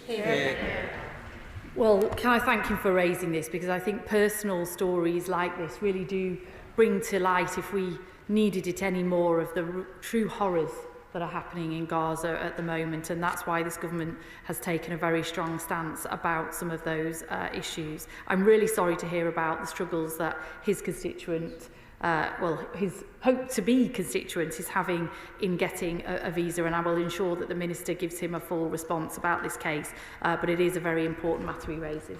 Pete Wishart. A statement about political advertising and what is not acceptable, because a disgusting racist advert has been released by Reform at the Hamilton by-election, where a speech from the Scottish Labour leader Anas Sarwar has been selectively edited to question the identity and loyalty of the Scottish Labour leader. Now, we may profoundly disagree with Anas Sarwar on a range of issues, but he is a proud Scot who always attempts to put the interests of his country first. In Scotland, we are united against this sort of gutter politics, and would you agree that this is everything that we are not in Scotland? Well, can I really thank the honourable gentleman for the way in which he asked that question, and for putting on record his disgust, quite honestly, at the way in which people do warp what other people say and edit things together to give a different impression of their values and of their opinions, as sounds like is the case against Anas Sarwar, and I thank him greatly for that. We do absolutely have to tackle mis and disinformation, especially when it comes to our political discourse, and parties that purport to be mainstream parties really should know better than to engage in this type of activity. The Electoral Commission do have powers in this regard, but we recognise that those powers and some of the laws around this need strengthening, and that's why we're bringing forward an elections bill next year. But I hope that the Reform Party have heard his question today and take down the video that he describes. Joanna Baxter. Thank you, Madam Deputy Speaker. The Scottish National Party pretend to be on the side of our elderly people in our communities. But despite the rhetoric, SNP-led Renfrewshire Integrated Board have taken the heartless decision to slash funding to the food train. That's a vital volunteer initiative that supports our elderly residents with pre-prepared meals, shopping, and helps them to live independently. This cut to their funding is despite the Scottish Government having received a record-breaking funding settlement from this Labour Government. So will the Leader of the House join with me in condemning the Renfrewshire IJB's heartless decision with regards to cutting the funding to the food train? Well, I'm really sorry to hear about the funding decisions for the food train. It sounds like a short-sighted decision here. As she says, this government has given the Scottish Government a record settlement in its budget, and I hope that they will use that record budget to support local services like those in her constituency. Victoria Collins. Speaker, I'm sure we would all agree on the importance of protecting our chalk streams from pollution. I wrote to the Environment Agency nearly 2 months ago on the 28th of March regarding their investigation into Markyate wastewater treatment works, which has now been discharging raw sewage into the precious chalk stream, the River Ver, for over 4,000 hours. Despite the seriousness of this issue and its impact on my constituents, I have not yet to receive a reply.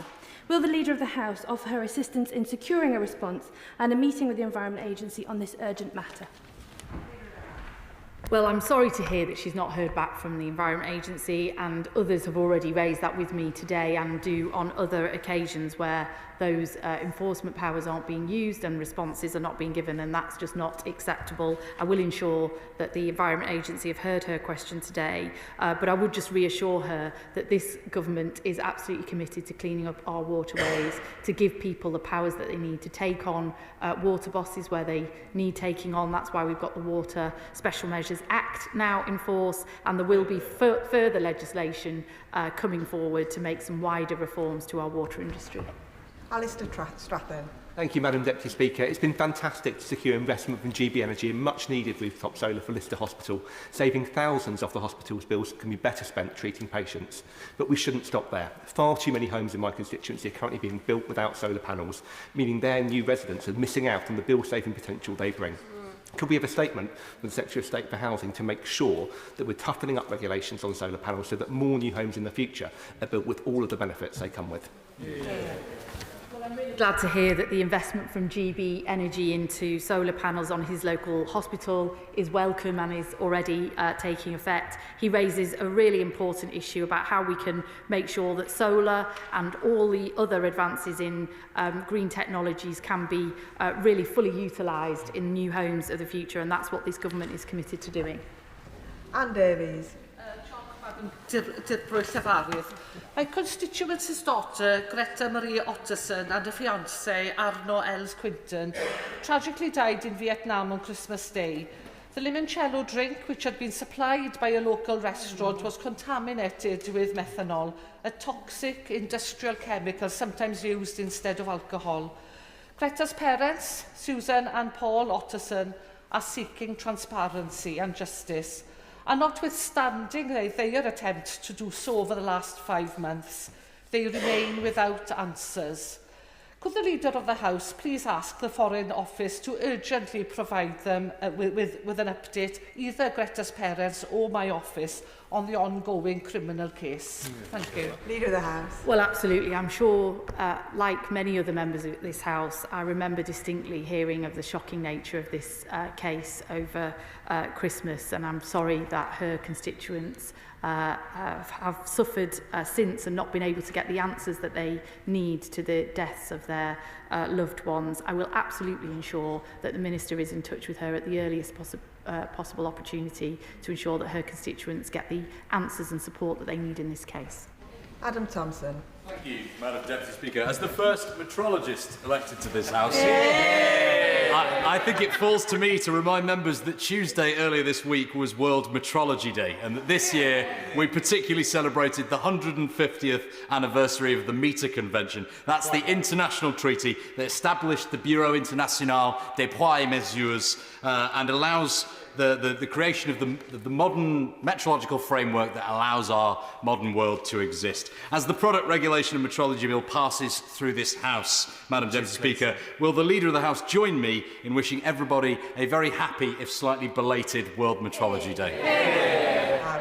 Well, absolutely. We all bring our own special expertise to this House, and I think the Honourable Gentleman's expertise is particularly noteworthy and unique. By the sound of it. So I'm sure we can all congratulate him and others on World Metrology Day, and I'm really pleased that we've had a bill coming into this House with his arrival to this House as well on the product regulation and meteorology.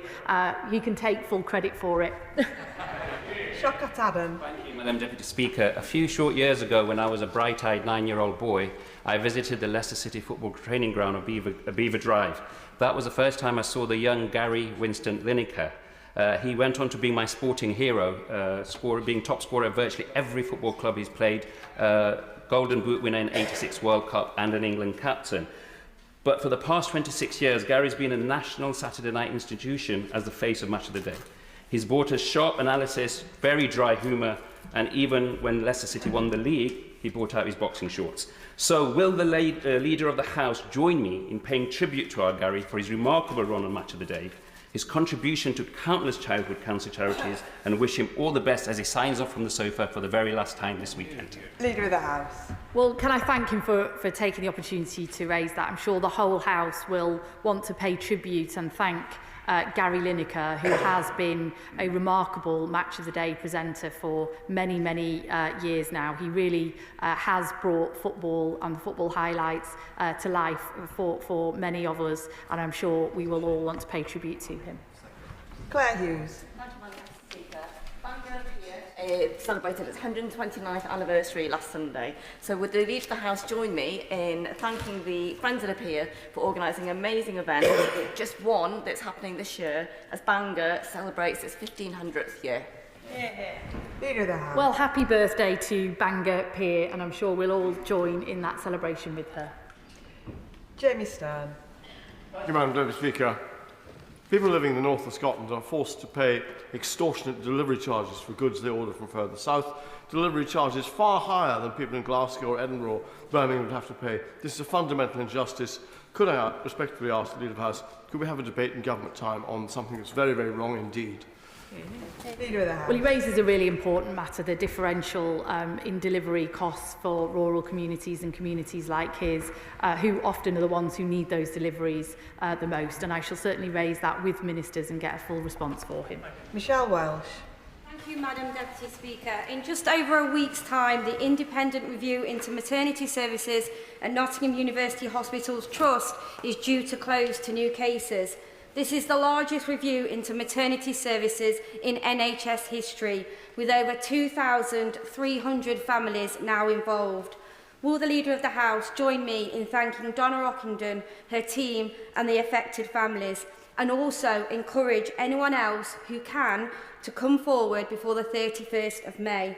And I'm the third person in this House on business questions to raise this today. I would like, as would those affected families, for this government to spend time to debate in this House the future of maternity services as the issues become more and more pressing. Leader of the House. Well, can I join her in thanking Donna Ockenden for all the tremendous work that she's doing into the independent review of maternity services at Nottingham University. As she says, a number of people, including herself, have raised the future of maternity services and the quality of maternity services with me today. I will, when I leave the chamber, speak to the Secretary of State for Health and encourage him to make time to come to this House and update the House and ensure that members are well informed about the review and its progress. Tom Morrison. Thank you, Madam Deputy Speaker. On New Year's Day, hundreds of homes and businesses were flooded across Cheadle constituency, and this followed similar floods in 2016 and 2019. Since then, residents have been desperately fighting to get a commitment from government and the Environment Agency to ensure this never happens again, but the process really isn't transparent and clear. So can we have a debate on how communities can engage organisations like the Environment Agency to help secure their areas from flooding so this never happens again? Leader of the House.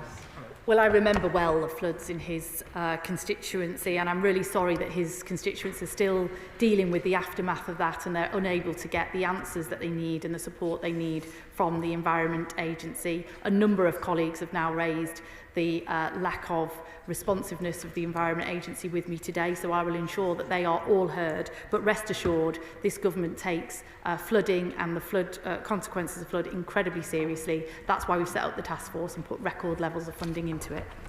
Mark Sewards. Thank you very much, Madam Deputy Speaker. As I'm sure you know, it's time for trams in West Yorkshire. I want to thank all of the colleagues from across this House and the other place as well for supporting Tracy Braben and I as we lead the charge to secure mass transit in West Yorkshire. The benefits are obvious. We know it'll create jobs, we know it'll bring growth, we know it'll bring investment. And so ahead of the spending review, will the Leader of the House grant a debate in government time on why it is finally time to bring trams back to Leeds and bring trams to West Yorkshire? Well, absolutely. He's raised this with me before, and he's a fantastic campaigner and advocate for the tram system coming to Leeds. I'm sure his near neighbour has heard his question today ahead of the spending review. I'm sure she will also want to see trams coming to Leeds as well. I know what a great benefit they have been for Manchester, and I hope that Leeds gets them soon too. Claire Young. Thank you, Madam Deputy Speaker. Businesses in Thornbury and Yate are crying out for business rates change. From the play shed that's seen its relief cut from 75% to 40%, to the company told they'd have to wait at least a year to get a revaluation after they subdivided some units. So, will the Leader of the House ensure that the government brings to this House a statement setting out how it will review business rates? Leader of the House. Well, she will already be aware that we've made some changes to business rates, bringing in a new lower business rate for small independent businesses in constituencies like hers and others. And I'm sure that in due course, further announcements will be made, and I will ensure they are made in the House. Luke Meyer. decisions of this government, NHS waiting times have been falling consistently month on month, but there are still some delays for some very specific kinds of treatment. And my constituent, Alan, has been waiting over a year for the specialist corrective procedure he urgently needs. So will the Leader of the House agree that these delays in specialist treatment deserve serious parliamentary attention? Leader of the House. Well, can I join him in recognising that the waiting lists have now been falling month on month since last year. That's what this government is committed to doing. But we recognise that some specialist treatments are going to be a harder nut to crack, and I will ensure that he's updated on that issue. And the final question on the business statement, Tessa Munt. Thank you, Madam Deputy Speaker. This week is National Epilepsy Week. And epilepsy is more than just seizures. It actually affects every area of somebody's life. With over 630 people suffering in the UK, every single MP in this House will actually have someone with this condition. In light of Epilepsy Week, can we have a debate in government time, please, for the government's commitment to improving access to care and the current treatment for those with this condition, particularly for those whose seizures don't respond to treatments at the moment? Leader of the House. Well, can I thank her for raising this during Epilepsy Week? This government is committed to improving care for people with neurological conditions, including epilepsy. We have got a transformation programme underway, and that is improving services, but there's much more to be done and that can be done. I will ensure that her and the rest of the House is kept updated. And that concludes the business statement. Point of order, Sir Christopher Sharp. Madam Deputy Speaker, I'm on record as having expressed my appreciation to the Leader of the House for her insistence that ministers should give accurate and timely responses to parliamentary questions. And I'm sure she will therefore share my disappointment that in answering my question earlier on, she asserted that inflation is falling when in fact it is not falling. It has reached 3.5%. She also chided me for having not raised this. She chided me for not having raised this issue at Treasury questions on Tuesday, but the news didn't come out until Wednesday. Is that the standard we are now expected to accept from the leader? Order. I thank the honourable gentleman for his point of order. As he will know, that is a matter of debate and is not a matter for the chair. Point of order, Adam Jurgey. Thank you very much, Madam Speaker. On a point of order, I rise in my role as chair of the All-Party Parliamentary Group for Ireland and the Irish in Britain regarding the Opposition Day backbench business debate on business and the economy yesterday, in which the Secretary of State, Secretary of State, and I quote, said, in response to an intervention from the Honourable Gentleman, the member for Caithness, Sutherland and Easter Ross, I quote, "I'm not sure if one can subsist entirely on a seed potato. I think that may have been tried historically and not with enormous success." Shocking. These words appear to be referencing the tragedy of the Irish potato famine, which, if true, is of course offensive and insensitive, and of course, Madam Deputy Speaker, would have taken place at the time in the United Kingdom. So can you please advise on how best we can remedy any offence caused by outlining the process for an honourable member to withdraw such a statement? I am grateful to the honourable member for giving me notice of his point of order. I take it that he has raised and notified the right honourable member for Arundel and South Downs that he intended to refer to him in the chamber. The chair is not responsible for the Shadow Secretary of State's remarks, but the honourable member has put his point on the record. I'll now give a few moments for the benches to settle.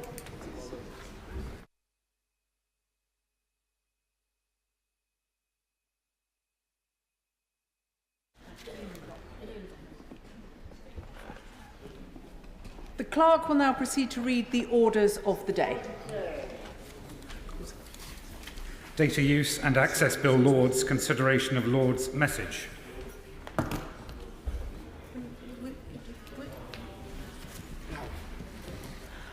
I must draw the House's attention to the fact that the Lords Amendment 49D engages Commons financial privilege.